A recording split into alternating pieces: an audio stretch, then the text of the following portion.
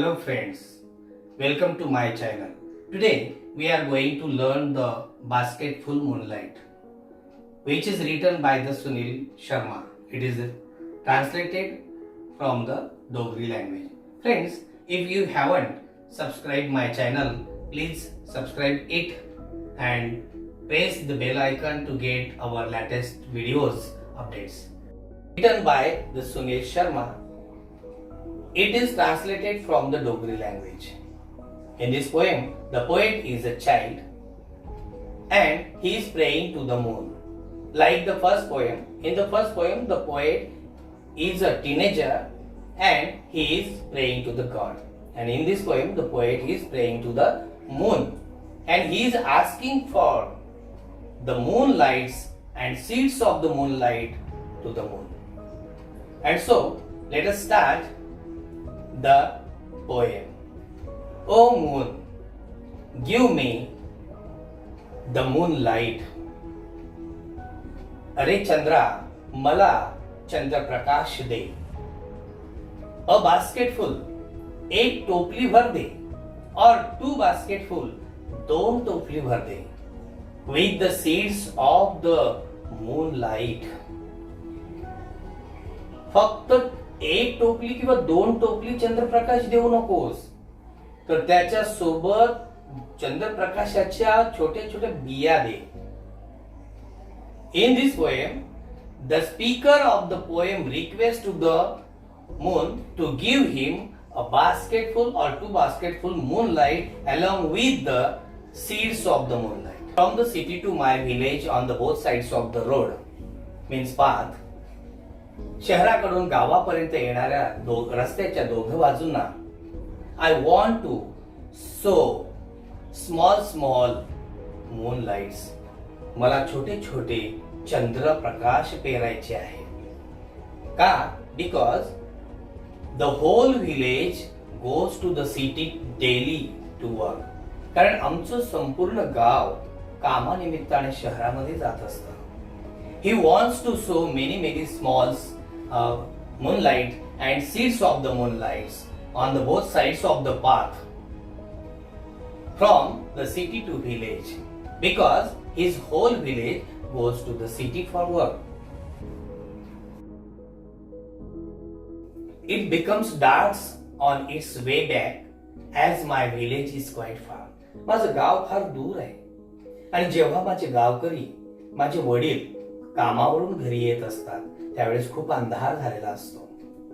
The route is tough and full of the snakes and scorpions. रस्ता खूप खडतर आहे, खास खडग्यांचा आहे.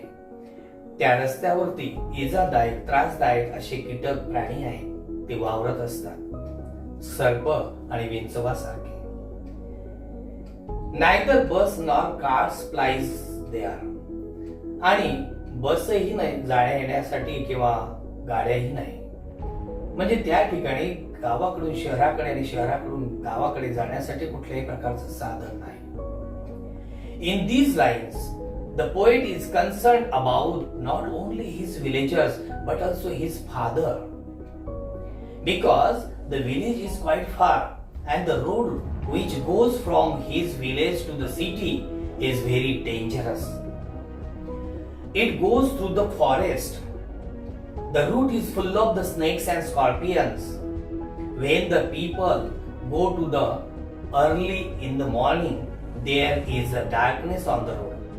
When they come at night, that time is also the darkness on the road. When my father return home, I am asleep. जेव्हा माझे वडील कामावरनं घरी येत असतात तेव्हा मी झोपलेला असतो. And he goes back early in the morning while I am sleeping. आणि जेव्हा ते पुन्हा सकाळी कामाला जात असतात तेव्हा पण मी झोपलेलाच असतो. The poet expresses his disappointment that he can't meet and speak his father, because when his father comes to the home at night he is asleep, and when his father goes to the work early in the morning, by the time he is also sleeping. O moon, give me a basketful moonlight on loan. अरे चंद्रा, मला एक टोपली भर चंद्रप्रकाश कर्जाने दे, उसने दे. I want to light the dark route so that my father come early.